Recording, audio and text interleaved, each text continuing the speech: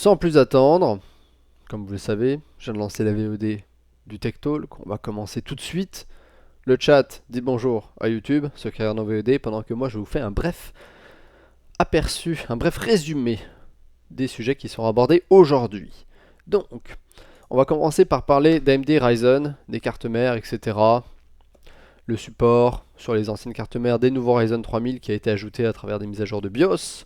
Ensuite, on va parler un petit peu de Steam et de jeux vidéo, des jeux qui arrivent sur PC très prochainement, qui vont arriver sur PC et qui ont été annoncés. On ne les attendait pas et c'était très bonne surprise. On va ensuite parler de Facebook qui, grosso modo, a fait encore une bourde de sécurité. Voilà.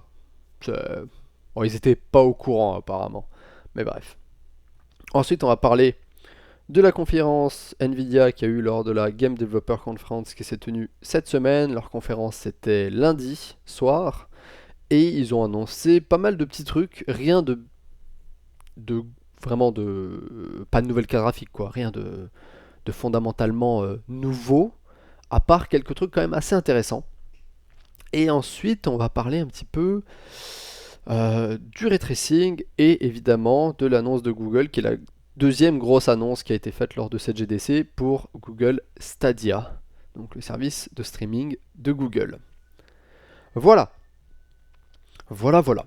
Bon, j'espère que vous avez dit bonjour à YouTube, parce que on va changer de scène tout de suite. Voilà, vous pouvez voir magnifiquement mon fond d'écran.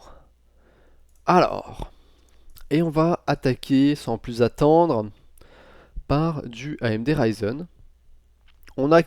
C'est pas grand chose, c'est quelques news. C'est juste que les premiers BIOS pour ajouter le support, donc la compatibilité des nouveaux processeurs AMD Ryzen 3000 qui vont sortir un peu plus tard dans l'année, ont été dévoilés et sont sortis sur certains des sites des constructeurs pour les cartes mères en X370 et X470, donc les anciennes générations. Donc voilà, il y a notamment, je pense que c'est Asus qui est grosso modo un des pionniers, Asus, MSI et Biostar, qui ont sorti leur premier BIOS pour rendre compatibles les processeurs Ryzen 3000 avec les cartes d'ancienne génération, donc toutes les cartes en X370, X470, B350, B450, etc. Donc pour que vous puissiez passer à un processeur Ryzen 3000 quand ils sortiront, sans avoir à changer votre carte mère. Donc on peut déjà trouver ces versions des BIOS et les mises à jour disponibles sur les sites des constructeurs, pas pour toutes les cartes mères encore, pas tous les constructeurs encore. Évidemment, les processeurs sont pas encore sortis, mais plus on se rapproche de la date de sortie des Ryzen 3000, plus les constructeurs vont sortir leur mise à jour de BIOS pour rendre les anciennes cartes compatibles. Donc c'est un premier pas, les premiers à le faire sont Asus, MSI et Biostar. Et bah ça ne fait que présager l'arrivée future des Ryzen 3000. Pour un petit rappel, hein, Ryzen 3000, c'est censé, on les attend pour le Computex. Voilà. À travers ces mises à jour de BIOS, il y a également 2-3 petits trucs qui ont leaké, notamment pas des fonctionnalités, mais on va dire des spécificités de Ryzen 3000. Donc, il est censé avoir un nouveau contrôleur pour la mémoire, qui est censé améliorer la compatibilité avec les barrettes de RAM, etc. sur ces Ryzen 3000. Ce qu'on appelait avant des CCX, qui étaient les petits die chez Ryzen, c'était le nom de code des petits die, s'appelle maintenant des CCD, Compute Core Design, qui est grosso modo la même chose. Et donc, il semblerait que dans ces features, dans ces fonctionnalités sur les Ryzen 3000, il puisse y avoir jusqu'à 2 CCD, donc 2 chipsets CCD, ce qui veut dire qu'il y aurait jusqu'à un maximum de 32 fils de calcul, donc ce qui confirme les rumeurs qu'on avait vues auparavant et qu'on soupçonnait qu'il y ait un Ryzen 3000 qui soit avec 16 cœurs et 32 fils de calcul. Donc ces informations-là, ces leaks, ont confirmé ces rumeurs. Comme quoi il y aura bien un processeur Ryzen 3000 qui aura jusqu'à 32 fils de calcul, donc 16 cœurs. Il y aura également 2-3 autres choses, du XFR qui a été amélioré. XFR, Extreme Frequency Range, c'est je pense à la fonctionnalité d'auto-overclocking des Ryzen qui a été mis en place lors de la première génération, qui permettait au processeur de s'auto overclocker si vous aviez un refroidissement qui était suffisant. C'est-à-dire que si votre processeur était assez refroidi, eh bien le processeur pouvait lui-même augmenter sa fréquence jusqu'à une certaine limite. Voilà, c'était un petit peu différent des Turbo Boost, c'était pour aller au-delà du Turbo Boost encore. Donc voilà, donc deux trois petites informations comme ça qui confirment certaines rumeurs, ce qui est plutôt cool. Donc il y aura forcément un Ryzen 9 3800, quelque chose qui aura 16 fils de calcul, et ça c'est une excellente chose. On va continuer du coup avec Asus qui sont aussi également les premiers à dévoiler leur ligne de carte mère pour ces nouveaux Ryzen 3000. Donc il y a pas mal presque toutes les cartes mères en X570 parce que le nouveau chipset c'est 570 et il va y avoir 550 pour le B550 etc. et le A520 également pour les plus entrées de gamme. Donc trois chipsets différents, hein, A520, B550 et X570. Et donc Asus a dévoilé à peu près les noms et les modèles des cartes mères qu'il va prévoir pour ces Ryzen 3000. On va avoir deux modèles TUF Gaming, un avec Wi-Fi, un sans Wi-Fi. Les modèles habituels qui sont les Prime, qui sont les modèles un peu plus entrée de gamme. Également le modèle le plus entrée de gamme je pense c'est le Pro WS X570. Et après on a les modèles Strix qui sont généralement les modèles plutôt milieu de gamme, en tout cas pour ce chipset là. Donc avec trois versions différentes qui grosso modo changent assez peu de choses. Généralement c'est le nombre de ports SATA qui change, le nombre de ports M.2. Je pense qu'il y en a un qui aura du Wi-Fi, l'autre qui aura pas de Wi-Fi, etc. Et après on part sur les ROG Crosshair qui sont les modèles un peu plus haut de gamme, avec le Formula qui va être, je pense que c'est celle-là, qui est généralement un des plus hauts de gamme. Et deux autres, Impact et Hero. Hero qui est généralement celui qui est assez cher mais qui est un très bon modèle. Donc voilà, Asus qui dévoile la première ligne de ces cartes mères. Bien évidemment, toutes ces cartes mères vont avoir du PCI Express 4.0, qui est la nouvelle norme PCI Express qui arrive avec Ryzen 3000. Alors ne vous en faites pas, ça va quasiment rien changer. Hein. PCI Express 3.0, PCI Express 4.0, beaucoup plus de bandes passantes sur le 4.0, mais toutes les cartes graphiques sont compatibles 4.0 déjà, parce que c'est juste un connecteur. Toutes les cartes graphiques qui sortiront ne seront pas juste compatibles en 4.0, vous pourrez les mettre sur vos ports PCI Express 3.0, il n'y a aucun souci à se faire là-dessus. Voilà. Bon, on va continuer avec Steam. Steam qui a également eu une conférence et qui a dévoilé un redesign grosso modo de sa bibliothèque de jeux et une nouvelle feature, donc une nouvelle fonctionnalité qui s'appelle les événements de jeux ou Steam Events, ou plutôt les événements Steam, qui en gros est une... C'est comme un endroit, c'est comme une nouvelle page où va être listé tous les événements temporaires qui sont en cours dans tous les jeux auxquels vous avez accès. C'est-à-dire que souvent les jeux maintenant c'est pratique courante. On a vu ça notamment PUBG, Fortnite, il y a d'autres jeux qui ont fait ça, Monster Hunter World, je pense que Apex fait ça, Rainbow Six fait ça. Il y a beaucoup de jeux qui ont des événements temporaires dans les jeux, des trucs qui vont durer une semaine, ou ça va être un mode de jeu qui est amené qui est un petit peu différent, ou alors ça va être un événement spécial pour promouvoir quelque chose, etc. À chaque fois, chaque jeu fait un peu ça à sa sauce. Monster Hunter World, c'était une collaboration avec The Witcher 3 qu'ils avaient fait, plutôt juste la série The Witcher, où du coup il y avait des quêtes spéciales. C'est assez intéressant, sauf que c'est très dur d'être au courant de tous les événements spéciaux qui généralement sont des événements à durée limitée, donc faut pas les louper. Donc c'est très dur d'être au courant de tous ces événements spéciaux à travers tous les jeux que tu as. Même si tu joues de temps en temps au jeu, c'est très facile de louper un événement qui aurait pu te plaire. Et du coup Steam s'est dit on va essayer de faciliter ça. Et on va faire une page qui va lister ces événements en fonction du joueur et des jeux qu'il a, qui va lister les événements qui sont en cours pour ces jeux. Comme ça sera beaucoup plus simple de voir, ah bah tiens, sur PUBG, il y a un événement Deathmatch, Team Deathmatch, Tier 3 only, tu vois, genre, sur Fortnite, il y a tel événement, sur Rainbow Six, ils font tel truc, etc., etc. Donc, ça peut être... je trouve que c'est une excellente chose. C'est une excellente chose, parce qu'effectivement, c'est le genre de truc où tu vas louper tu peux louper plein de trucs. J'ai loupé l'événement The Witcher 3 sur Monster Hunter World, tu peux louper des événements des week-ends où t'as genre double XP sur The Division 2 ou n'importe quoi. Bon, The Division 2 n'est pas sur Steam, mais vous comprenez le principe. Voilà. Donc c'est une excellente chose, je trouve, de la part de Steam de proposer cette nouvelle fonctionnalité. Ça leur permet également, encore une fois, d'essayer de se démarquer par rapport au store, au magasin qui est sur Discord, au magasin, l'Epic Store, et au launcher Uplay, au launcher Origin, etc. Parce que là, Fortnite sur Steam. Oh, vous m'avez compris, hein. Fortnite c'est juste sur l'Epic Game Store, mais on s'en fout. Le principe c'est d'avoir un endroit où les événements sont listés. Et c'est ça qui est bien. Et Steam fait bien d'introduire des nouvelles fonctionnalités parce que la concurrence devient de plus en plus rude, notamment avec le Store Epic, auquel il manque beaucoup, beaucoup de fonctionnalités. Le Store Epic, c'est pour l'instant, pour moi, c'est une ébauche de magasin de jeux en ligne, parce que par rapport à Steam, qui est là depuis des millions d'années, bon, des dizaines d'années plutôt, c'est sûr qu'il n'y a quasiment aucune fonctionnalité sur l'Epic Store, pas de fonctionnalité de recherche, mauvaise gestion des amis, pas d'achievement, pas de streaming possible à vos amis, pas de partage de librairie, etc. etc. Beaucoup de choses qui manquent sur l'Epic Store. On peut pas leur en vouloir. Euh,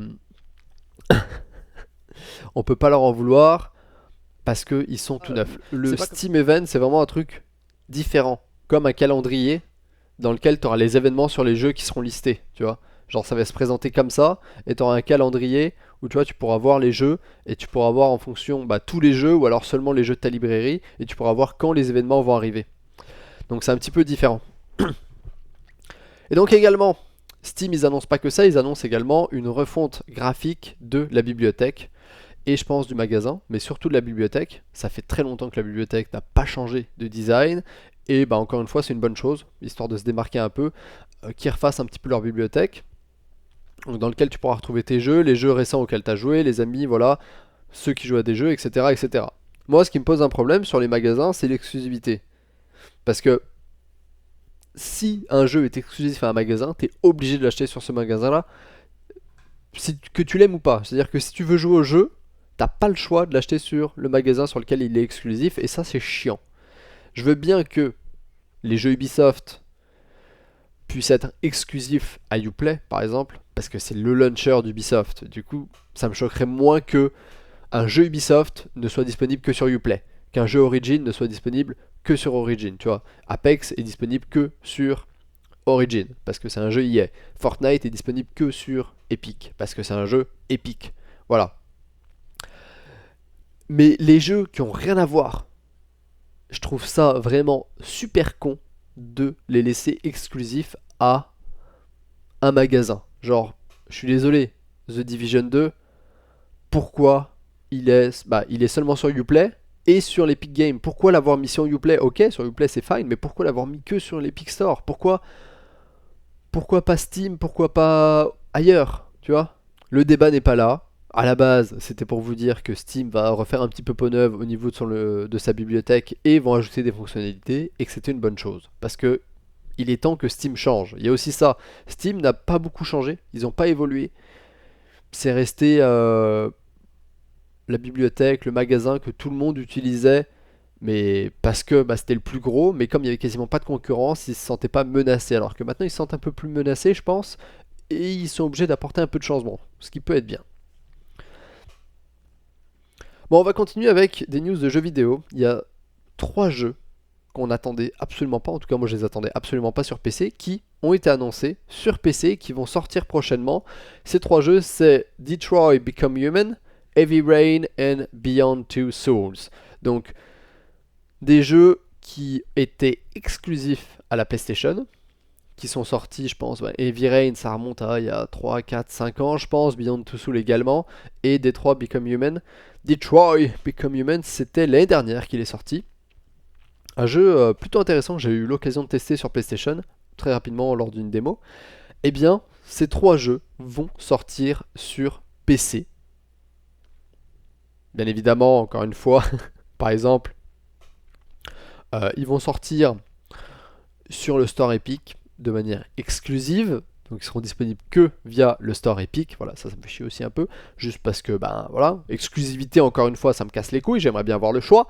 Mais bref, on a des premières infos par rapport à Detroit Become Human, qui va utiliser l'API Vulkan et qui va tourner sur PC. Du coup, quand il tournera sur PC, au lieu d'utiliser DirectX 12, ça va tourner sur Vulkan. Et au niveau des specs recommandés, on les a déjà.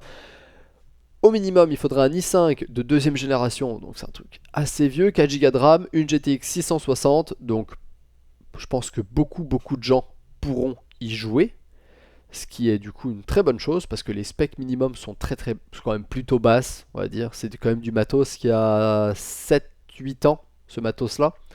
Et en spec recommandé, un i7 de deuxième génération, 12 Go de RAM et une GTX 1080 ou plus. Donc au niveau des specs recommandés, je pense que c'est pour jouer en 1080p ultra 60 fps. Au niveau processeur, ça n'a pas l'air d'être trop gourmand. Par contre, ça a l'air un peu plus gourmand d'un point de vue graphique quand on monte dans les specs. 1080, ouais.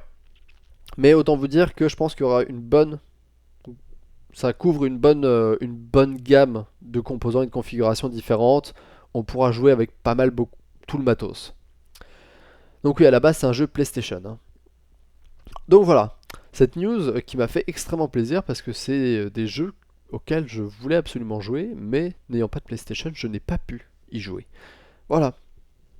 Parlons un petit peu de Facebook. Alors Facebook fait de la merde, encore une fois, ça ne devrait plus vous étonner. Chaque fois qu'il y a une news de Facebook, de toute façon, c'est jamais pour dire quelque chose de bien. On dit rarement quelque chose de bien de Facebook, parce qu'à chaque fois, ils font bourde sur bourde.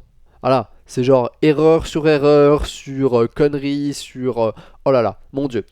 Donc, en gros, ce qui s'est passé, c'est qu'il y a des chercheurs et des experts en sécurité qui ont du coup dévoilé, il n'y a pas très longtemps, donc dans la semaine, que Facebook avait stocké des mots de passe de millions, de centaines de millions d'utilisateurs en texte, juste en texte, voilà, genre textuel. C'est-à-dire que aucun encodage. Quand on dit plain text, donc c'est texte simple, voilà.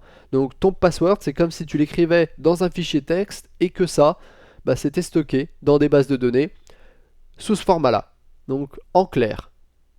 Comme ça, ton password, ton mot de passe, il est stocké en clair, directement tel qu'il est, pour des centaines de millions d'utilisateurs par Facebook. Et apparemment, ce problème remonte à 2012. 2012. Et Facebook a dit, ils ont confirmé qu'ils ont stocké par erreur. Ça c'est le genre de truc qui me fait vraiment rire. On a stocké par erreur des mots de passe en clair.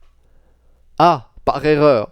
Vous avez dit que genre quand vous avez fait votre architecture de base de données et que vous avez dit cette table-là, on va stocker des mots de passe à l'intérieur. Il y a un mec qui s'est dit, je vais mettre une colonne username, à côté on va mettre une colonne user ID, à côté on va mettre une colonne password, puis on va laisser ça comme ça, et là-dedans on va insert les mots de passe en clair, et ça sera bien. Et puis le mec il a proposé ça, il y a des gens qui ont dit, ok, on fait ça, c'est un bon plan, c'est passé en prod, et après ça, aucun problème. Personne n'a eu aucun problème là-dessus. Et ça me fait virer. La personne qui s'est dit non mais les encoder, ta gueule. La réunion, je pense, ça a dû être comme ça. Bon et là, on fait une base de données, on fait une table, puis les mots de passe, on se fait pas chier, de toute façon c'est interne, personne n'a accès à cette table à l'extérieur. On la laisse interne pour Facebook, aucune API n'aura accès à cette table, etc. Donc dans cette table-là, on stocke les mots de passe en clair, pas besoin de les encoder ni rien. Ouais, mais si jamais, il faudrait quand même les encoder. Ta gueule, on fait ça. Je pense que ça s'est passé comme ça. Voilà. Donc, apparemment, Facebook, en plus, le pire dans tout ça, je vous ai pas dit le pire, c'est cette phrase. C'est ce paragraphe le pire. Dans une conférence de presse, le géant des réseaux sociaux a laissé entendre qu'ils ont d'abord eu vent de ce problème en janvier. Sauf qu'en janvier, ils ont rien fait. Hein. Ils ont rien dit, ils ont rien fait. Hein. Apparemment, donc, ils auraient été au courant de cette erreur, de cette faille, si on peut pas vraiment appeler ça une faille, depuis janvier. Donc depuis janvier, ils le savent que ah bah oui, apparemment on stocke des mots de passe en clair dans nos bases de données. Et ils ont rien dit. Ils ont rien dit jusqu'au moment où justement il y a des reporters et des sécurités, enfin des chercheurs en sécurité qui ont dévoilé cette information aux actualités, aux sites de médias, etc., etc., et où ça a été rendu plus public. En gros, là où la presse a commencé à en parler, Facebook a dit ah mais oui, c'est vrai, oh zut, on n'était pas au courant. Ah si, en fait, on était au courant depuis janvier, mais on n'a rien fait, on n'a rien dit parce qu'on espérait que personne ne le remarque. Voilà. Après, ils ont essayé de se défendre tant bien que mal en disant alors, je vais vous lire ça, c'est magnifique aussi. Pour être clair, ces mots de passe n'ont jamais été visibles par qui que ce soit à l'extérieur de Facebook. Et nous n'avons trouvé aucune preuve, à ce jour, que quelqu'un à l'interne ait utilisé de manière non sécuritaire ou ait accédé de manière non réglementaire à ces mots de passe ou ait abusé de ces mots de passe. Par contre, nous estimons que nous allons devoir notifier des centaines de millions d'utilisateurs de Facebook Lite, qui est une version un petit peu allégée de Facebook, pour les qui consomment moins de données, etc. Et des dizaines de millions d'utilisateurs de Facebook et des dizaines de milliers d'utilisateurs d'Instagram. LOL. LOL. Alors on vous assure que personne à l'extérieur de Facebook n'a pu accéder à ces mots de passe.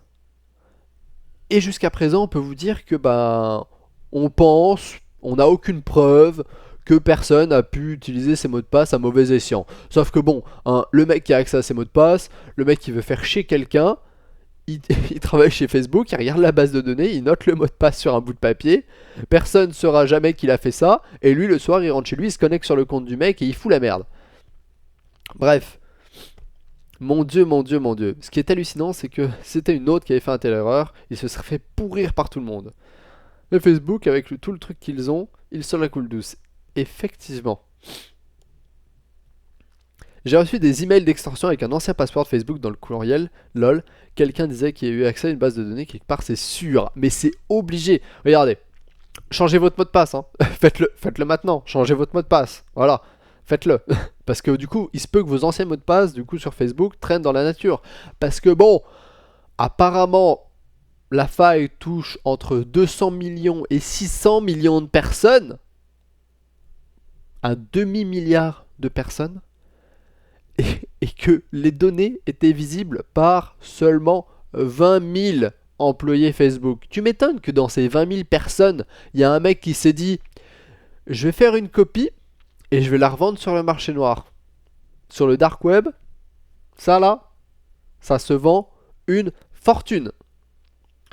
Et c'est obligé que sur ces 20 000 personnes, tu peux pas dire avec certitude en disant genre sur ces 20 000 personnes, on est sûr qu'il n'y a personne depuis 2012, parce que la faille remonte à 2012, hein, qui n'a jamais utilisé cette table et utilisé ses passwords à de mauvais escients. Oui, oui. Et là, tu peux. C'est vraiment le pire bluff de l'histoire. Ça ne passe pas. Tu peux pas dire ça et rester sérieux. Personne te croit.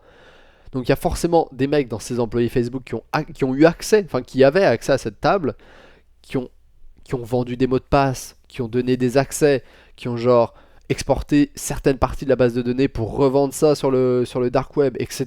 Genre c'est obligé. C'est obligé. C'est obligé. Bref. Assez parlé de Facebook. Assez parlé de Facebook. On va continuer avec les autres news qui concernent plutôt Nvidia. Alors Nvidia a annoncé pas mal de choses lors de sa conférence. Ils ont montré des avancées sur l'intelligence artificielle, etc. Et notamment, ils ont sorti une application qui permet de faire des photos à partir de pseudo-dessin Paint, grosso modo. En gros, tu fais des espèces de formes en disant genre « Ah, j'aimerais que ça ce soit une rivière, ça j'aimerais que ce soit des arbres, Ça, j'aimerais que ce soit une montagne. Et tu fais les formes. Et il y a une intelligence artificielle qui va analyser ce que tu as fait. Et qui va générer une photo de paysage très réaliste parce que c'est généré à partir de vraies photos et en gros bah du coup ça te crée une photo qui n'existe pas, un paysage qui n'existe pas mais qui est une photo. Voilà. Et tout ça en utilisant l'intelligence artificielle et des énormes bases de données et banques d'images qui sont sur le web, voilà, en analysant tout ça et en disant genre bah voilà, voilà à quoi ressemble un arbre, voilà à quoi ressemble une rivière sur un truc, bah, ça arrive à faire ça et c'est assez fou. Regardez ça. Regardez ça. Regardez ça. Vous voyez là? Ça là, c'est généré à partir de ça. Vous voyez le mec là? Je vais enlever ça. Il a le choix. Il peut dire ok ça en blanc je veux que ce soit le ciel. Ça je veux que ce soit des nuages en gris. Je veux faire une montagne. Ça c'est du vert. L'herbe en vert plus clair. La mer. Une rivière. Des cailloux. Des plantes. Du sable. Donc il y a plusieurs en gros. On va dire pas texture. Mais options différentes. Si tu veux de l'eau, si tu veux une colline, si tu veux une montagne, si tu veux des arbres, si tu veux de la plage, si tu veux de la neige, tu veux des cailloux, etc., etc. Et puis du coup, toi, tu fais tes petites formes, et puis tu remplis tes petites formes avec les trucs que tu veux, et à côté, ça te génère des images. Des photos. Des photos. Ça te génère des photos, pas des images. C'est ça qui est assez fou. Regardez, là, il s'est dit, ok, ça on le change, et on va mettre des cailloux, et blâme, plein de cailloux. Alors oui, c'est un peu bizarre, parce qu'ici, il y a une répétition, mais tu tweaks un peu, tu changes 2-3 trucs, voilà, tu mets une petite cascade au milieu, ça rend tout de suite vachement mieux. Ça rend tout de suite vachement mieux. Regardez ça. Là, il se dit, ok, ça, je vais faire un caillou. Hop, c'est un caillou. Et le reste, il a dit, bah ça c'est du ciel, ça c'est de la mer. Là, il se dit, ok, je vais faire un autre caillou ici. Hop, un autre caillou. Oh, il neige. C'est fou, il neige dehors. Bref. Regardez ça, mais c'est insane. Hop, là il change la couleur du ciel, il dit ok, je veux le ciel, je veux qu'il y ait des nuages. Je veux qu'il y ait des nuages. Tiens, là je vais faire une montagne. Ah bah, rajoute-moi une montagne. Ah bah tiens, remplis la montagne. C'est insane. Le pouvoir de l'intelligence artificielle. Mon Dieu. Non, non, en vrai c'est fou. En vrai c'est fou. Regardez, tu pars de ça là. Ça c'est ton cousin. Ton cousin de 4 ans qui a fait ce dessin là. Le truc te sort ça. C'est hallucinant. C'est hallucinant.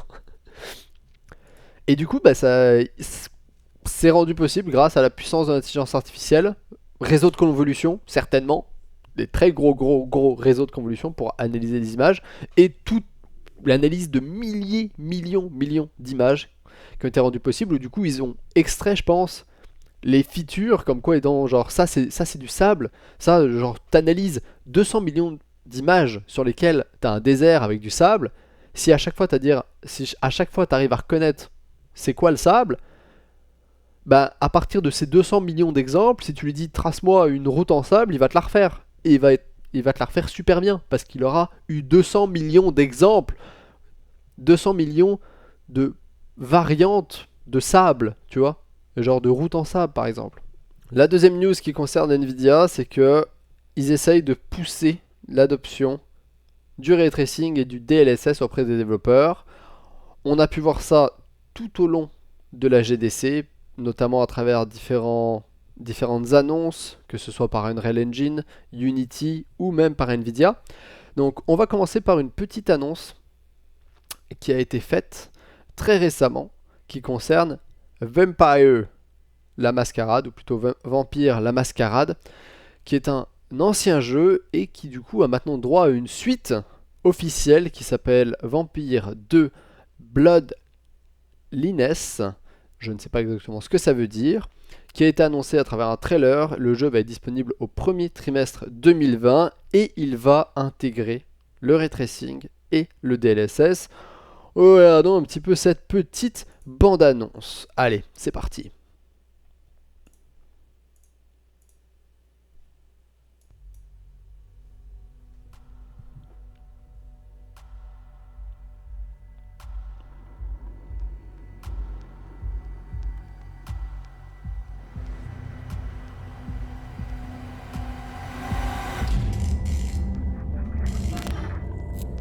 This city will bleed you dry.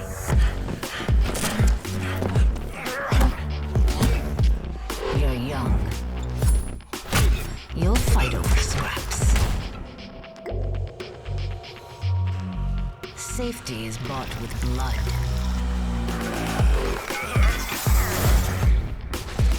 Yours. Theirs. Ours. Make one mistake, and it's over. Here, no one's hands stay clean.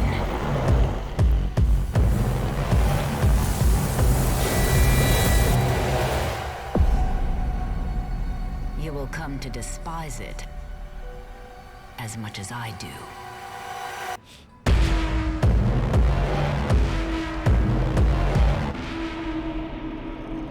But I've waited so long to see it again.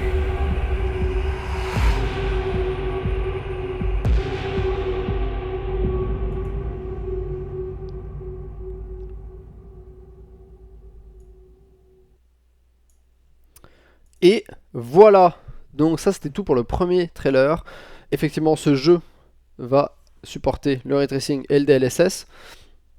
Donc c'est fait, je pense, sur Unreal Engine, si je dis pas de conneries. Unreal Engine qui a aussi annoncé donc le support du ray tracing dans la nouvelle version du moteur 4.22. Ils ont présenté d'ailleurs une vidéo pour en parler qui s'appelle Troll, qui a été présentée lors de justement de la GDC par Epic et qui montre notamment des effets de caméra et d'éclairage avec des ombres très complexes qui ont été rendus possibles grâce au ray tracing. Alors on va également regarder ça. Ça tourne sur une RTX 2080 Ti et par contre c'est une démo, donc c'est généralement beaucoup plus joli que ce que vous pouvez retrouver dans n'importe quel jeu parce que c'est un truc simplifié, c'est une version d'un jeu simplifié qui est genre épuré de tous les trucs qu'on retrouve dans un vrai jeu. Il y a grosso modo que des graphismes, c'est juste de la présentation graphique. Valentin Fayard, très bonne suggestion Archer. What? Pardon. Bon allez, let's go.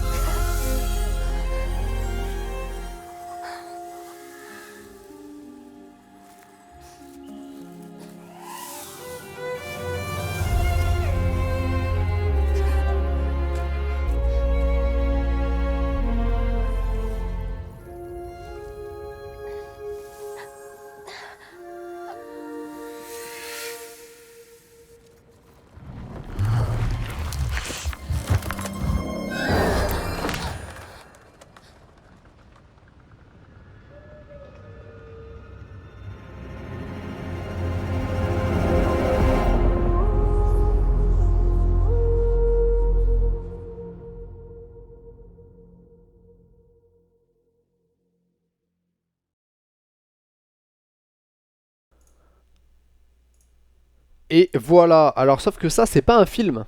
Sauf que c'est pas un film, c'est du temps réel. C'est ça le plus impressionnant, c'est que c'est pas du pré-rendu, c'est pas du calculé, etc. C'est du temps réel. Il y a beaucoup de choses qui se passent dans cette vidéo qui sont très compliquées. Enfin très compliquées. Au niveau notamment de l'éclairage et des ombres sur les visages, sur l'eau, sur les cailloux, etc. C'est là où le ray tracing rentre en compte. Et c'est insane d'un point de vue. Je trouve que le trailer était très beau. Voilà. Donc ça c'est un truc qui va être annoncé, enfin qui a été annoncé, qui a été montré et qui est censé prouver l'utilité du ray tracing ou l'apport du ray tracing dans l'Unreal Engine 4.22. Ils ont également annoncé autre chose. EA, c'est pas EA, c'est Epic, avec cette Unreal Engine, qui est un truc qui s'appelle Chaos, qui est un système justement de destruction en temps réel et de physique en temps réel. Donc apparemment c'est un petit trailer qui dure 1 minute. Allez, on va regarder ça également. Donc ça c'est pas du ray tracing, mais c'est un autre truc assez intéressant. Breaking news. Robo-resistance leader Chaos has broken into a Robo-Ready research lab and stolen top-secret military hardware. A recall agent has been dispatched. Okay, Agent 38, it's Renegade recall time. I'm not even sure you hit that one. Good thing it's a bank holiday. She's getting away. Activate rocket boost and get after her. I'm compensating for your lack of skill with higher caliber weaponry. She's on the move again. Get after her. Let's see her teleport out of that one.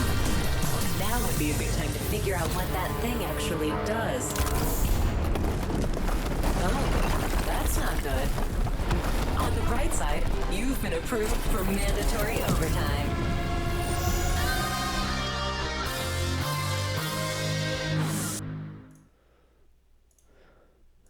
Et voilà, c'était juste, c'était très court, hein. C'était très court, mais c'était pour montrer du coup leur nouveau système de destruction en temps réel et de physics qui serait implémenté dans la prochaine version de l'Unreal Engine également. Donc plein de bonnes choses qui vont arriver sur ces moteurs graphiques. Donc pour revenir sur le ray tracing, il y a également Nvidia qui a annoncé un nouveau jeu qui va profiter du ray tracing qui s'appelle Control, qui est un petit jeu, j'en avais vite fait entendu parler, qui est censé sortir je pense avant la fin d'année 2019, je sais pas exactement quand. Et ils ont aussi montré une petite démo qu'on va regarder tout de suite. Beaucoup de démos, beaucoup de vidéos, I know, mais bon en même temps, c'était la GDC, ils ont montré des choses, donc profitons-en.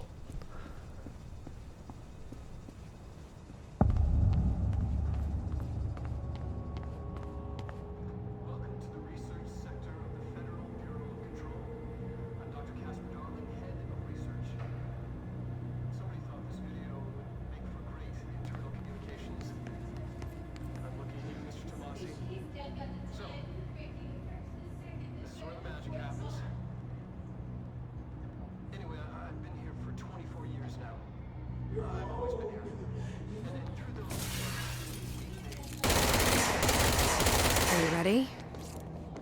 Let's go.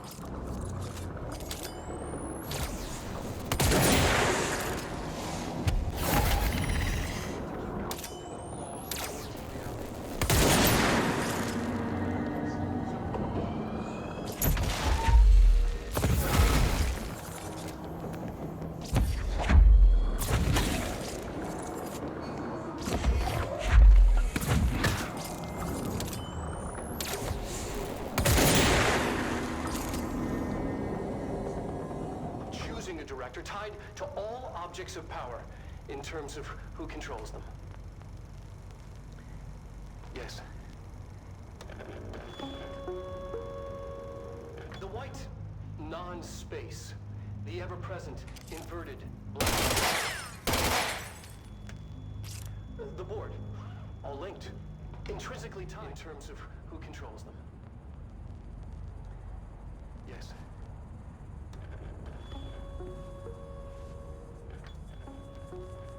Regardless, this place is vitally important to the Bureau. Most information on the act is classified, but we can talk in broad. Et voilà, donc il y a quelques trucs intéressants dans cette vidéo. Notamment, on voit que le ray tracing, je vais essayer de vous la mettre ici là, tac tac. Le ray tracing, quand on l'active, désactivé ou activé, comme vous voyez là, les ombres sont beaucoup plus soft avec le ray tracing, beaucoup moins dures, etc. Et aussi, c'est un petit peu plus marqué. Par exemple, il y a des zones qui vont être plus illuminées à cause de la lumière indirecte ici, notamment ici, où ici ça va être plus illuminé. Comme on peut le voir ici, là c'est un petit peu plus clair. Il y a aussi d'autres trucs donc, qui sont montrés plus à la fin de la vidéo. Notamment ici où on voit que les ombres sont beaucoup plus... les zones sont plus sombres. Notamment ce coin là qui est plus sombre parce qu'il reçoit moins de lumière, comme vous pouvez le voir. Donc on a aussi de la lumière du coup ici jaune qui se reflète un peu sur les livres, etc. Alors que c'est un peu moins le cas quand on n'a pas le ray tracing activé. Voilà, tout est un petit peu plus neutre, alors que là on a vraiment l'écran, on voit la lumière de l'écran qui a des tons jaunes qui vient directement se réfléchir sur ces parties-là. D'autres trucs aussi également là, le fait qu'on voit dans le miroir ce qui se passe hors de l'écran grâce au ray tracing. Et bah là, les ombres de contact également. Voilà. Sans ray tracing, c'est quand même, on voit qu'il n'y a quand même aucune ombre au niveau des objets ici, alors qu'avec le ray tracing, d'un coup, pouf, on a une autre dimension. Ça apporte quand même quelque chose. Ça apporte quand même quelque chose. Surtout que le jeu a l'air d'être un jeu assez dynamique, vu que tu peux un peu prendre le contrôle d'objets, les faire léviter, etc. Donc il y a beaucoup de particules, de choses qui changent, un environnement qui a l'air extrêmement dynamique, et à mon avis, ajouter le ray tracing là-dedans, c'est une bonne chose. Comme on le voit là-dessus, elle prend la lampe, tout l'éclairage va changer dynamiquement. Et ça, je trouve que c'est vraiment cool. Et autre petite news non négligeable qui concerne Nvidia, le ray tracing et le DLSS, dont j'ai totalement oublié de parler pendant le live, et donc je rajoute ce petit bout de vidéo pour la VOD, qui concerne Shadow of the Tomb Raider, qui a enfin eu l'ajout du RTX et du DLSS dans une mise à jour toute récente. Ça faisait des mois et des mois qu'on attendait, puisque ces deux fonctionnalités qui ont été présentées lors de l'annonce des RTX en août 2018. Ensuite, le jeu est sorti en septembre, et depuis, plus rien, plus aucune nouvelle. Et là, en mars, on a eu une petite update de Shadow of the Tomb Raider qui ajoutait le ray tracing et le DLSS. Enfin. Alors on va regarder un petit peu dans un premier temps une vidéo de présentation de Nvidia pour voir un peu les différences visuelles que ça apporte sur le jeu, et ensuite on va regarder ce petit article qui parle des performances, parce que souvenez-vous-en, on disait que ça tournait en 1080p 60 fps sur une RTX 2080 Ti, ce qui était vraiment pas fameux. On va voir comment ça a évolué et si c'est toujours le cas. Bon, il faut savoir que forcément, c'est avec DirectX 12 que les tests ont été faits, et que le ray tracing sur Shadow of the Tomb Raider ne touche que les ombres, pas les réflexions, pas les réfractions, pas l'illumination globale ou l'occlusion ambiante. Le ray tracing s'applique seulement sur les ombres. Donc c'est une toute petite partie de ce qui est possible de faire avec le ray tracing. Donc c'est pour ça que ça ne change pas totalement l'aspect visuel du jeu, mais ça va certainement changer les ombres. Donc on va regarder dans un premier temps cette petite vidéo de présentation qui est sortie à l'occasion pour voir un peu les différences avec ray tracing et sans ray tracing. Allez, c'est parti. Beautiful.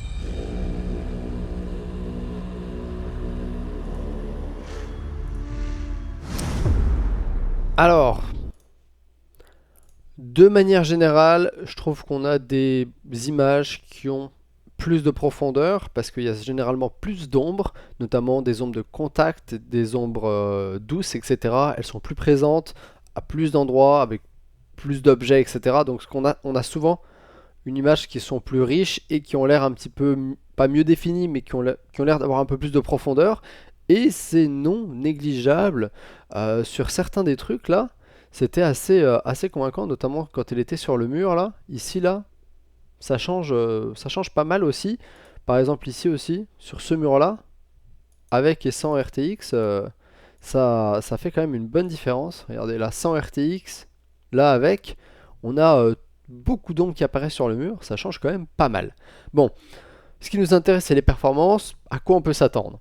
Bon, il faut savoir que déjà, il y a 3 niveaux de ray tracing sur Shadow of the Tomb Raider. Moyen, élevé, ultra. Donc, dépendamment dans quel niveau vous êtes, bien évidemment, toutes les ombres ne sont pas forcément activées. Donc, médium, ça va couvrir les ombres de manière générale. En high, on va couvrir également tout ce qui est les ombres qui vont venir des points de lumière, des sources de lumière rectangulaires, cylindriques et de la lumière du soleil. Et en ultra, on va en plus prendre en compte les ombres translucides et on va envoyer des rayons en plus pour que le reste des ombres soit plus précises. Bref, voilà. Donc 3 niveaux de détail différents pour le ray tracing. On va commencer avec une RTX 2060. RTX 2060 sans ray tracing. Bon, vous voyez pas bien ici, mais 87 fps. On active le ray tracing en médium, 74 en moyenne. En high 52, en ultra 50.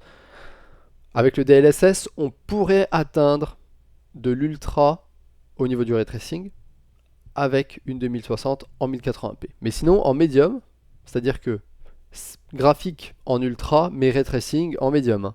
Donc tout le reste des options graphiques sont en ultra. Il y a juste le ray tracing qu'on met en médium. On est à 74 fps, donc qui est déjà mieux que 2080p 60 fps sur une RTX 2080 Ti. Si on essaye en 1440p, ça va devenir compliqué avec une RTX 2060 en 1440p de jouer avec du ray tracing. En 4K, on n'en parle même pas, ils n'ont même pas essayé. Avec une RTX 2070, en 1080p, aucun souci. Ça fait du 1080p 60 fps avec tous les niveaux de ray tracing. Donc que ce soit medium, high ou ultra, on est à chaque fois au-dessus de 60 fps. En 1440p, il faudra rester en medium ou alors activer le DLSS si on veut se mettre en high pour avoir un framerate acceptable, environ 50-60 fps. Au niveau de la 2080, là la 2080, ils l'ont testé pareil, 1080p 60 fps, ça passe crème. En 1440p, là ça commence à passer pas mal, même en élevé on est à 50-52 fps, en activant le DLSS je pense qu'on arriverait vers les 60-62 fps, en médium tranquille, et par contre en 4K impossible. En 4K ça va être très compliqué, et là on va se diriger vers la 2080 Ti qui n'a aucun souci en 1080p, aucun souci en 1440p avec le ray tracing, quel que soit le niveau, même en ultra, 64 fps. Et en 4K, il faut se mettre, je pense, en médium avec le DLSS. Parce qu'en médium, en activant le ray tracing, on a 48 fps contre 57 sans le ray tracing d'activer. On descend à 34 fps avec le ray tracing en ultra. Par contre, on remonte à 55 en activant le DLSS. La 4K avec le ray tracing, c'est pas encore ça sur Shadow of the Tomb Raider, même avec une RTX 2080 Ti. Par contre, en 1440p, ça passe crème. Voilà. Donc des performances qui sont bien plus alléchantes que ce qu'on aurait pu croire au premier abord. C'est pas du tout du 1080p 60 fps avec une 2080 Ti. Là, avec la 2080 Ti, on est à 130 fps en 1080p, donc qui est vraiment mieux que 60 fps. Voilà. Voilà. Donc, Nvidia a montré un autre jeu dont on avait parlé il y a un petit moment. Un jeu très vieux. Très vieux, ça dépend. Quake 2. Un mec avait refait Quake 2 en utilisant du path tracing et du ray tracing, sans le RTX, etc. Et il avait activé, du coup, ça donnait une autre dimension à Quake 2, qui était un jeu 2D, fausse 3D. C'est quand même de la 3D, Quake 2. Ça donnait une autre dimension au jeu, et c'était assez intéressant. Nvidia a évidemment vu ce que le mec a fait, parce qu'en même temps, c'était aussi, je pense que un des mecs qui travaillait là-dessus était un chercheur chez Nvidia également, ou en tout cas pour un labo qui travaillait avec Nvidia en tout cas, et ils ont continué le travail, et Nvidia a montré une nouvelle version de Quake 2, fait avec du ray tracing entièrement, ou presque entièrement, et c'est bluffant. Donc ils ont montré ça, et je peux vous dire, les amis, que c'est un truc de fou. Un truc de grand fou. Donc en gros, l'ancienne version qui était Quake, qui s'appelait Q2 VKPT, qui était la base pour des recherches futures. En gros, le mec, il avait voulu poser la base. Il s'appelle Christophe, ce petit monsieur. Donc Christophe Schied, qui était un ancien interne Nvidia et qui est un étudiant en doctorat à l'université de Karlsruhe en Allemagne. Université qui est assez proche de la frontière française, je pense d'ailleurs, si je me souviens bien. Et donc, il avait fait Quake 2, VK, ça c'était pour Vulkan, et PT c'était pour le Path Tracing. Donc en gros, il avait refait Quake 2 en utilisant le Path Tracing et en faisant tourner ça sur Vulkan. Et en gros, il avait fait ce travail-là pour ouvrir la porte à des recherches futures. En gros, en montrant qu'on pouvait utiliser le ray tracing sur des anciens jeux, etc., etc. Et ça a été repris par Nvidia, qui l'avait contacté pour savoir s'il pouvait continuer son travail, etc. Et ils ont créé du coup Quake 2 RTX. Ensemble, Nvidia et lui ont créé Quake 2 Ray Tracing. Ça tourne encore sur Vulkan.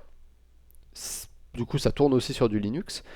Et c'est quasiment entièrement un jeu ray tracé avec les réflexions, les ombres et les effets visuels qui sont faits avec du ray tracing. Voilà. Et par rapport à la version que Christopher avait fait tout seul, c'est encore 20 fois mieux. 20 fois mieux. Bon, bien évidemment, hein, ça tournait sur une bonne config. Voilà. Et je vais vous montrer la vidéo, parce que les images sont sympas, mais la vidéo parle beaucoup plus, parle d'elle-même beaucoup plus. Voilà, ça dure 2 minutes 22, on va peut-être pas tout regarder, mais vous allez voir que oh my god, c'est hallucinant. Tout est dynamique. Tout est dynamique. On peut changer le temps de la journée, etc. etc. Ils peuvent tout changer. Je vais essayer de vous montrer ça un petit peu avant. Regardez. Donc tout est dynamique. Ils peuvent changer l'heure de la journée, la caméra, etc. etc. Tout est fait en temps réel également. Donc allez, hop, c'est parti. Je me tais et je vous laisse voir ça. The materials are physically based. Go ahead, keep going. We'll just keep going. Go. Manuel. Yeah, at this point I'm just letting them run because it's just so beautiful. So Alexi over here, who's the lead programmer, has added a lot of features. So the first thing we did was adding high dynamic range, because without physical units, nothing works, obviously. The direct lighting, the indirect lighting, the reflections, the refractions, all based on ray tracing, all based on path tracing. Once again, the CPU rasterizer over here with baked global illumination and RTX. All right, we're going to take you to one of the actual game levels for gameplay. All right, so this is before. This is before. This is after. As you can see, we now have physically based material. We can get glass, which reflects everything around it. We also added little fun things like volumetric lighting that you can see here with beautiful light shafts. And we have more interesting materials coming up, like metal grades over here, which start reflecting all the environment around them. No tricks, this is actually real, we're not faking it. And here's another little Kodak moment. There we go. With beautiful volumetric lighting, very moody. Again, before and after. Ladies and gentlemen, this is a definition of beauty for a computer scientist. And we have one more little surprise for you. Something else that we've added at the last minute. We weren't sure if it was going to work today. So I'm going to let them show it.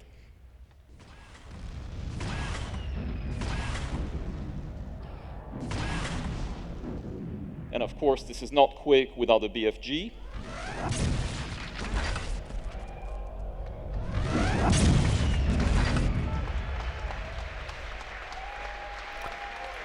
Et voilà. Dites-moi que c'est pas magnifique. C'est un truc de fou comme ça change tout le jeu. Mon Dieu. C'est hallucinant. C'est hallucinant. Bref. Donc Nvidia a également fait d'autres annonces. Ce n'est pas les seules grosses annonces qu'Nvidia a fait, hein, il ne faut pas croire. Ils ont fait également d'autres annonces, donc voilà, en plus de celle de Quake, etc., qui est absolument splendide, comme vous pouvez le voir. Regardez-moi ça, regardez-moi ces différences. Avant, après. Avant, après. Avant, après. Avant, après. Avant, après. Bon, bref.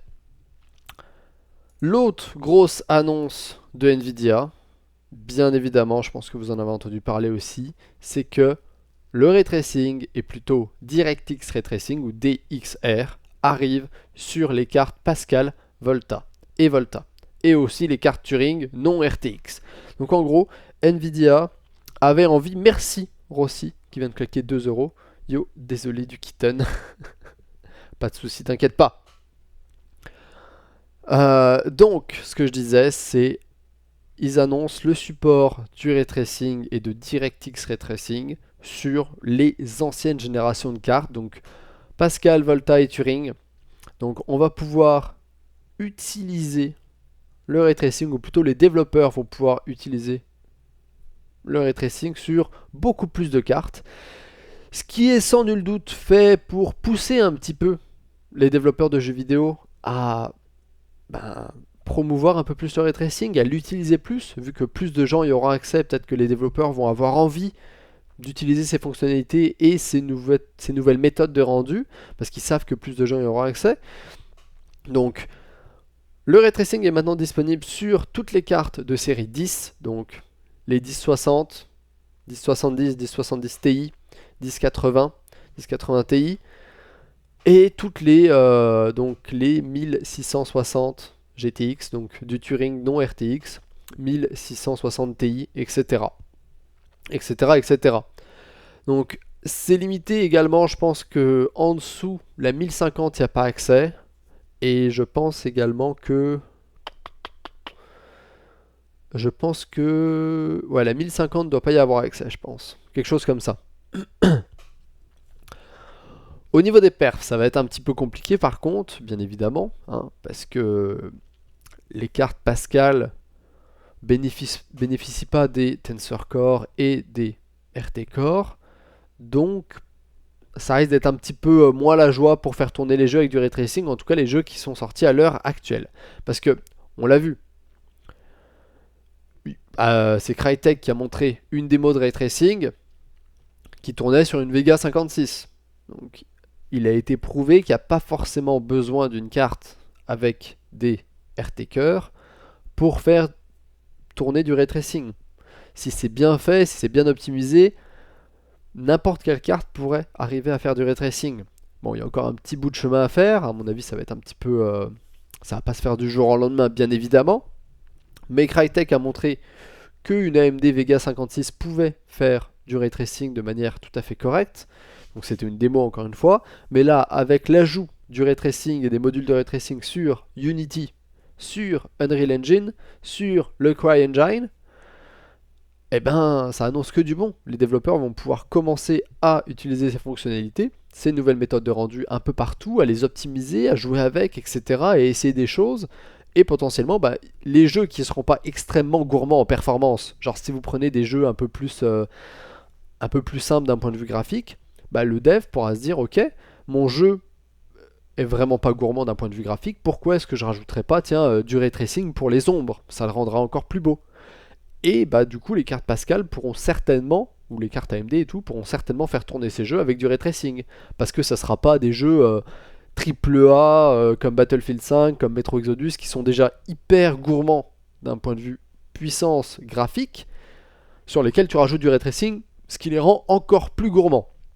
Non, ça peut être des jeux beaucoup moins gourmands, sur lesquels tu rajoutes du ray tracing, et là, du coup, ça devient un jeu un peu gourmand, mais les cartes Pascal peuvent supporter ça, les cartes AMD peuvent supporter ça. Donc il faut absolument une carte Pascal supérieure à la 1060 6 Go. Merci à Ryu Kanashi qui a balancé 3,50€. Merci à toi, ça fait plaisir. Il donne un exemple à Nvidia, en a bien conscience. Ils savent que par rapport à une 2080, une 1080 Ti d'un point de vue ray tracing, c'est environ 2 fois moins de performance. Et il disait genre par exemple sur Metro Exodus, si on active le ray tracing avec une GTX 1080 Ti, en fonction du nombre de teraflops que la 1080 Ti arrive à sortir, eh bien on aurait environ 18 images par seconde sur Metro Exodus. Je pense il y a moyen que le ray tracing utilise seulement les opérations en entier. Et en partant de ce principe-là, une GTX 1080 Ti sur Metro Exodus tournera à 18 fps. Et pour avoir les 60 fps, il faudrait une carte qui soit 3 fois plus puissante que ça, grosso modo, 3 fois plus puissante que la 1080 Ti, si on utilisait l'architecture Pascal. Donc du coup, ils ont montré quel était à peu près le temps de rendu d'une image sur Metro Exodus, sur Pascal, sur Turing, sans RT Core et sur Turing avec des RT Core. Donc ce qui se passe, c'est que tout ce gris là que vous voyez, c'est des opérations sur des nombres flottants en 32 bits, donc des FP32, qui se font sur des cœurs qui calculent les FP32. Et vous voyez que sur Pascal, que des opérations en FP32. Quand on active le ray tracing, il n'y a que ça qui se fait parce que il y avait essentiellement que ça qui est fait sur l'architecture Pascal. Sur Turing, ce qu'ils ont fait, c'est qu'ils ont réussi à faire 2 pipelines différentes, donc 2 files de rendu différentes, un pour les entiers 32 bits et un pour les entiers, enfin un nombre flottant 32 bits ou 64 bits. Ce qui fait que quand tu utilises une carte de l'architecture Turing, sans forcément qu'il y ait de RT-Cœur, sans RT-Cœur, donc ça peut être une 2060, t'as une 1660, etc. Eh bien, ce qui se passe, c'est que tu arrives à faire les opérations sur les nombres flottants 32 bits et les opérations sur les entiers 32 bits en même temps. Donc ça réduit le temps de génération d'une image. Ce qui fait que tu vas avoir plus d'images par seconde. Parce que pour chaque image, tu mets moins de temps à faire le rendu. Et quand tu actives les RT-Cœurs, là du coup tu as quelques trucs qui se font en FP32 au début. Et ensuite, les RT-Cœurs font tout le travail des entiers 32 qui se faisaient avant. Là-dedans, c'est le petit truc vert. Il y a encore 2-3 opérations en entier 32 bits qui se font. Et après, hop, des opérations en FP32 qui se font pour finir l'image. Pour les séries 900, c'est mort. Oui, pour les séries 900, c'est mort. Ils activent ça seulement à partir des séries Pascal. Donc c'est les séries 10 et encore, c'est seulement à partir de la 1060 6 Go. Donc c'est pour ça qu'au niveau puissance, il y a un énorme gap entre une 1080 Ti et une carte, même que ce soit Turing sans RT-Cœur et Turing avec RT-Cœur encore plus, parce que les RT-Cœur permettent d'éliminer une énorme partie du calcul qui est fait qui est prise en charge par les RT-Cœur plutôt que ce soit pris en charge par les entiers 32 bits. Et rien que arriver à faire 2 fils de calcul pour les entiers et pour les nombres flottants, déjà ça élimine quasiment. C'est quand même une bonne chose parce que ça va pousser plus de devs à potentiellement utiliser le ray tracing et plus de gens à pouvoir profiter du ray tracing. Donc plus de gens vont pouvoir en profiter, ce qui est aussi très très bien. Et comme je disais, en plus, comme Unity a annoncé le support du ray tracing dans son moteur, que Unreal Engine a annoncé le support du ray tracing dans son moteur, que Crytek avec sa démo a également implémenté le ray tracing ou va implémenter le ray tracing sur le CryEngine, c'est parfait. En plus, ils ont montré que ça pouvait tourner sur des cartes sans RT-Cœur comme la Vega 56 ou des 1070 Ti, des 1070, en utilisant DirectX 12 ou Vulkan, parce que c'est pas forcément lié à l'API. Enfin, ce qu'a implémenté Crytek n'est pas restrictif à une seule API. Ça peut être utilisé sur DX12 ou sur Vulkan au choix. Donc, ça ne peut être que du bon. Ça ne peut être que du bon. Voilà. Bon. La dernière news, vous vous en doutez, ça concerne Google. Google, et plus précisément Google Stadia. Google Stadia, qu'est-ce que c'est? C'est le service de streaming de jeux vidéo qui a été annoncé par Google. Voilà. Alors, ça fait suite à Project Stream, qui était un peu la bêta de Stadia, qui était un essai pour Google de faire du jeu vidéo en streaming. Ils avaient sélectionné une petite centaine de personnes, je pense, 100 000 personnes, pour être des bêta-testeurs de ce Project Stream. Et en gros, ils leur fournissaient une connexion internet fibre, etc. Et ça donnait la possibilité de jouer à Assassin's Creed Odyssey en streaming depuis les serveurs Google. Donc le jeu tourne sur les serveurs de chez Google, donc sur des supercomputers, des super ordi chez Google, et Google vous envoie le flux vidéo chez vous, et vous êtes chez vous, vous recevez ça sur votre PC, vous pouvez jouer tranquillement, et en gros vous renvoyez les entrées, donc vous envoyez vos mouvements de souris, les touches sur lesquelles vous appuyez au serveur de Google qui va les interpréter et qui vont modifier vos actions en jeu. Voilà, il n'y a rien qui tourne sur votre PC. Essentiellement, c'est ça que ça veut dire. C'est-à-dire que le jeu ne tourne pas du tout sur votre PC, vous pourriez jouer sur un grille-pain, ça marcherait. Du moment qu'il y a un écran et que vous pouviez mettre une manette ou un clavier souris. Le jeu tourne loin sur des serveurs, on vous envoie l'image et le son, vous recevez tout ça, vous faites vos entrées, hop, vos clics souris, vos déplacements, blablabla, vous renvoyez tous ces petits trucs au serveur qui les interprète et qui les transmet au jeu, et puis du coup ça fait vos actions que vous avez décidé de faire et ça renvoie, etc. quoi. Du streaming de jeux vidéo. Voilà. Shadow fait déjà à peu près ça pour pas que le jeu vidéo, parce que eux ils proposent des PC entiers, donc pas seulement pour le jeu vidéo, des PC à distance auxquels vous avez accès. Nvidia Shield propose également un service de streaming de jeux vidéo, etc. etc. Bref. Google a annoncé ça. Les plus gros points forts de Stadia, pour moi, un des plus gros points forts de Stadia, c'est la promesse de qualité et de résolution. C'est-à-dire que ils ont dit ça va être disponible dès le lancement. Vous allez pouvoir jouer en 4K 60 fps. Donc en gros, ils ont la puissance de leur côté pour faire tourner des jeux en 4K 60 fps. Donc, notamment, ils ont des machines. Ils ont des petites machines dans leur data center avec un peu plus de 10 teraflops par seconde de puissance, qui est grosso modo 2,5 fois plus puissant que la PS4 et quasiment 2 fois plus puissant que la Xbox One X. Donc grosso modo ils ont des petits PC qui peuvent faire tourner de la 4K 60 fps. Et ils ont annoncé même de vouloir étendre cette qualité à de la 8K 120 fps dans le futur. Et ça pour moi c'est un des plus gros points forts de Google Stadia. Leur promesse de qualité. Parce que, en gros, ils disent vous allez pouvoir jouer à tous vos jeux en 4K 60 fps et plus tard potentiellement en 8K 120 fps.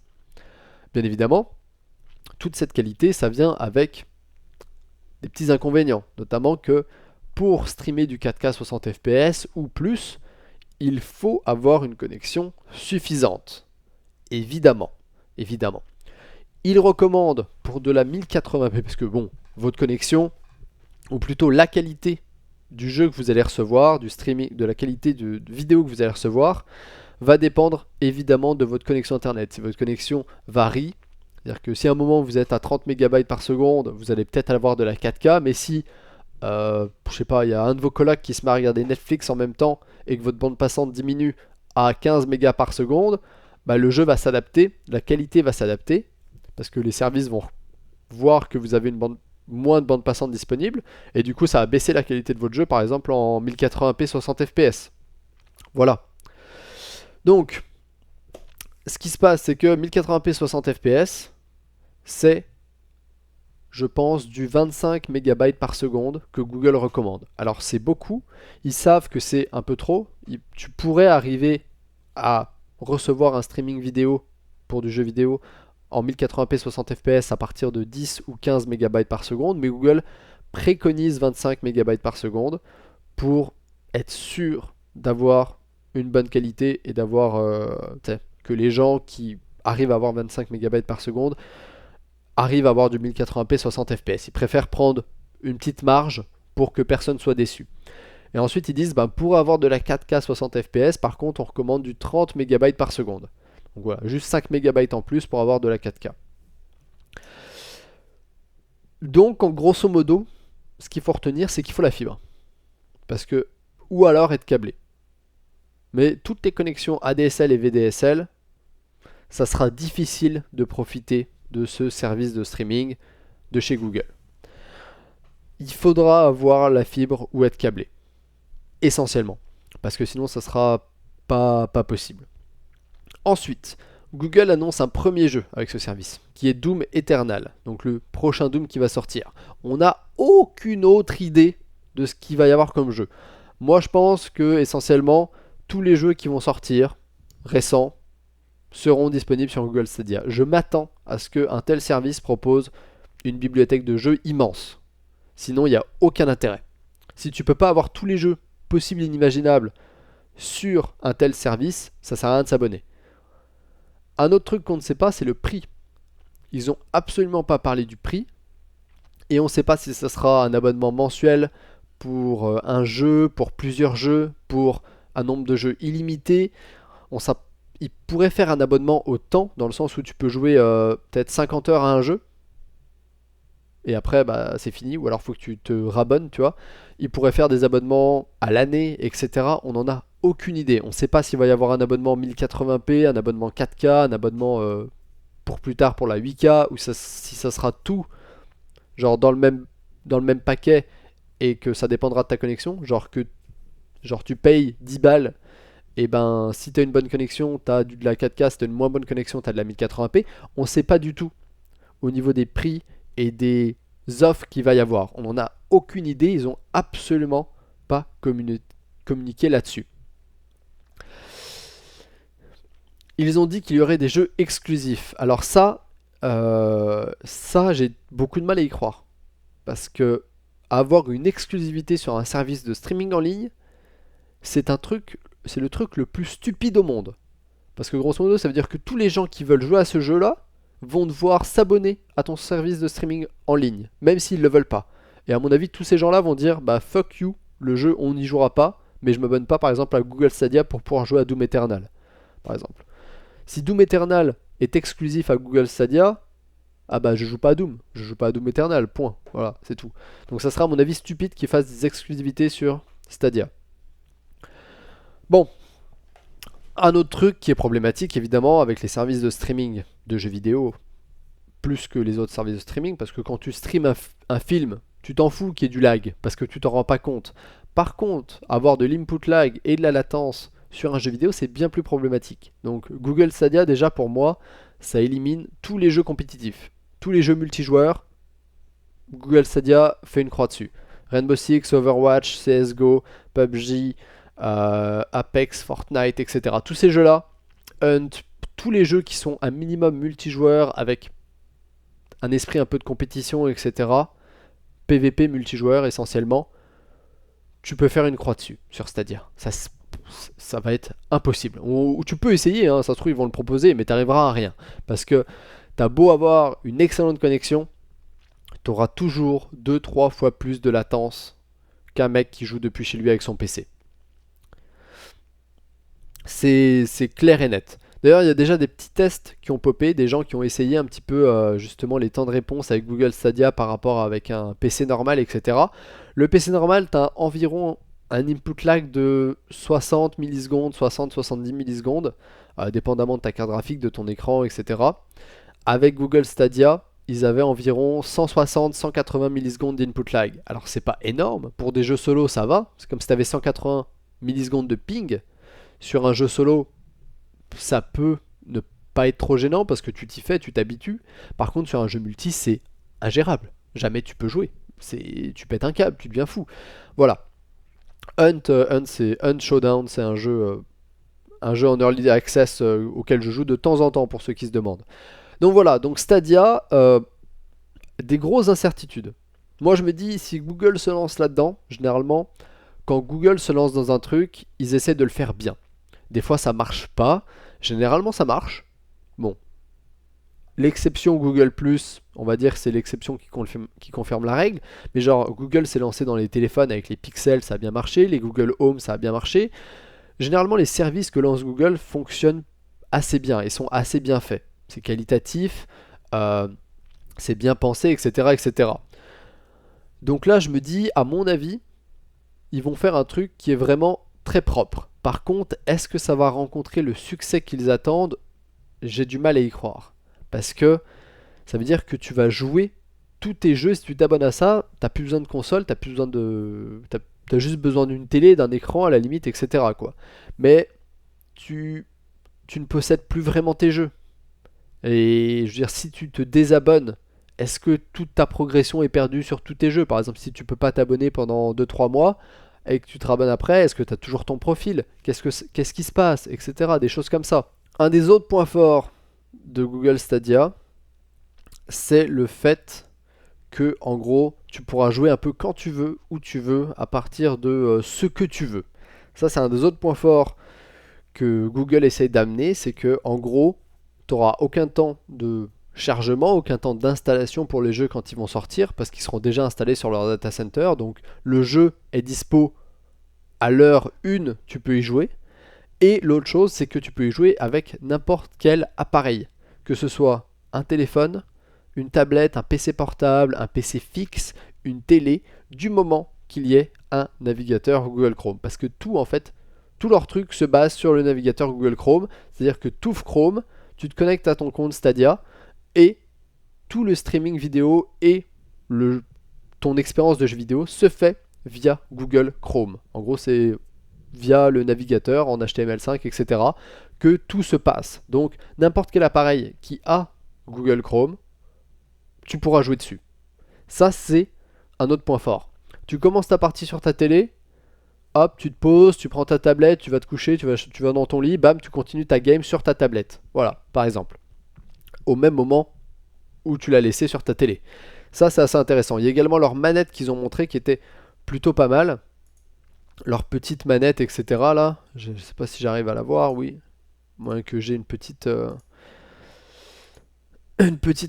aperçu de leur manette qui, grosso modo, est optionnel parce que tu pourras utiliser clavier souris ou n'importe quelle autre manette. Mais leur manette apporte des petites fonctionnalités en plus, notamment au niveau de la gestion des amis, pour rejoindre des parties, etc., etc.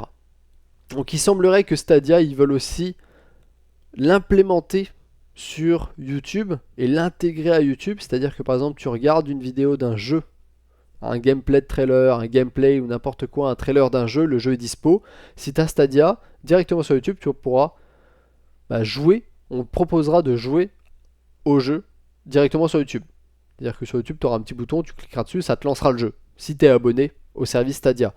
Si tu as des streamers qui jouent à des jeux avec Stadia, et qui le stream en même temps sur YouTube, tu pourras potentiellement les rejoindre et faire du matchmaking avec eux via Stadia. Ils essayent d'amener plein de choses comme ça. Ils essayent vraiment aussi d'implémenter Stadia sur YouTube. Genre que ça se corrèle avec YouTube, avec les créateurs de contenu, etc. Ça, c'est aussi le genre de truc avec lequel moi j'ai du mal. Parce que je vois pas trop comment ça va marcher. Puis je pense pas que ces fonctionnalités-là vont avoir un gros succès. Même ces fonctionnalités-là, je pense pas qu'elles vont avoir un gros succès. Le fait d'essayer genre d'intégrer Stadia à YouTube, etc., de faire des trucs où tu peux directement partager ton gameplay ou des moments que tu as eu sur Stadia en jouant directement sur YouTube, que tu puisses directement streamer sur YouTube avec Stadia. Bon, bien évidemment, c'est attirant parce que t'as pas besoin d'avoir une machine de guerre pour pouvoir streamer ton gameplay, parce que du coup c'est Google qui va être en charge de streamer ça à YouTube directement, parce que toi tu calcules rien chez toi, mais du coup ils vont t'envoyer ton gameplay et ils vont l'envoyer aussi à YouTube en même temps pour streamer, ce qui fait que toi de ton côté t'as rien à faire, t'as pas besoin d'avoir une machine de guerre pour le stream, etc., parce que tout passe par Google. Mais je sais pas si ça va vraiment marcher et s'implémenter comme ils le veulent. Voilà, beaucoup d'incertitudes. À mon avis, ça va fonctionner un peu, mais pas autant qu'ils le souhaiteraient. C'est sûr que ça va marcher, parce que c'est sûr qu'il y a des gens qui sont intéressés. À mon avis, par contre, tous les joueurs un peu plus investis, hardcore, les gens qui aiment jouer et qui ont l'habitude de jouer, pour eux, ça, à mon avis, ça va être un non.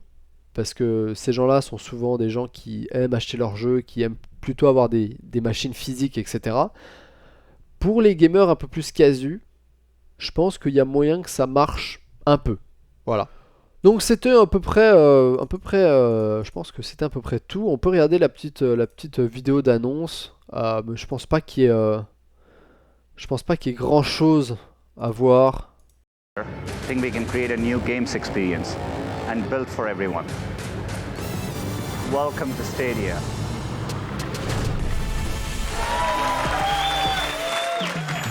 Our vision for Stadia is simple. One place for all the ways we play, where the worlds of watching and playing games converge into a new generation game platform built for the 21st century. To connect game developers with players and YouTube creators in a way that only Google can, creating a richer and more vibrant gaming community for everyone to enjoy. On Stadia, you just need to click on a YouTube video or link, and you can be playing your game instantly, with no download, no update, no patch, and no install. With Stadia, this waiting game will be a thing of the past. Wouldn't it be even more magical if that same game and that same instant experience could be available across any screen in your life? At launch, we'll support being able to play games across desktops, laptops, TV, tablets, and phones. It is not a concept, it is not a test, it is real. When Stadia launches, we will have increased performance significantly to support resolutions up to 4K at 60 frames per second with HDR and surround sound. We couldn't be happier to be bringing Doom Eternal to Stadia, and are thrilled to announce that the game will be capable of running at true 4K resolution with HDR color at an unrelenting 60 frames per second. I'd like to introduce you to the newest member of the Google hardware family, the Stadia controller. The Stadia controller features two very important new buttons. The capture button is for saving and sharing your game experience back out to YouTube. And the second one is the Google Assistant button. Instead of grabbing a laptop or a phone, they just need to push the Stadia controller to get the help from the Google Assistant. But when all of your clients are in the cloud, couch multiplayer has new life again through Stadia in what we're calling Stream Connect. With Stream Connect, we're making it possible to realize split-screen multiplayer without any performance penalty. We're always looking for ways to strengthen the connection between creators and viewers. With Stadia and a new feature called Crowd Play, you'll be able to simply click a button displayed right in the stream and jump in and play with YouTube creator you're watching. Established creators will have new ways to engage and monetize on YouTube with Stadia features, and with aspiring creators, we're going to break down the barrier of entry in capturing content by giving you the ability to highlight, live stream, and capture directly from Stadia. Today, we are forming Stadia Games and Entertainment, which will build experiences designed exclusively for Stadia. I'm thrilled to announce that Stadia is launching this year, 2019. And together, build a playground for every imagination. Voilà. Bon, il y a 2-3 trucs qui peuvent être intéressants et qui peuvent être assez attrayants, notamment novateurs, etc. dans le monde du streaming. Sur le fait qu'il facilite le stream sur YouTube, la Commission européenne risque pas encore de les condamner pour abus de position dominante. Merci Mben. C'est possible. En plus, oui, parce qu'ils ont été condamnés récemment pour abus de position dominante. Encore, je pense, de quelques milliards d'euros. Je pense qu'il y a une autre peine qui est tombée il y a une semaine ou deux, où ils ont encore été condamnés pour abus de position dominante, où ils devaient encore verser 1 ou 2 milliards d'euros, je sais plus, peut-être un peu plus même. Mais bref, ils essaient de favoriser le jeu, en gros, que tu puisses regarder des vidéos sur YouTube. Ils l'ont dit, essayer de créer et jouer, enfin, comme amener la création et le visionnage des vidéos de gaming ensemble, parce qu'ils se rendent compte que sur YouTube, il y a beaucoup de gens qui regardent des vidéos de jeux vidéo. Il y a beaucoup de vidéos de ce type qui sont créées par des créateurs de contenu, etc. Et du coup, ils veulent essayer de regrouper les deux ensemble, que tu puisses, toi, voir des vidéos d'un mec de genre de Assassin's Creed Odyssey, que tu puisses directement y jouer, que toi, tu puisses partager des moments directement sur YouTube depuis ton gameplay, que tu puisses streamer sans problème sur YouTube ce à quoi tu es en train de jouer, etc. etc. Donc, je ne sais pas quoi en penser, Bref. En attendant, c'est la fin de ce Tech Talk. J'espère que ça vous aura plu. N'hésitez pas à liker si vous avez liké, disliker si vous avez disliké. Et si vos questions, remarques en commentaire comme d'habitude. Et sur ça, moi je vous dis à ciao, bonsoir.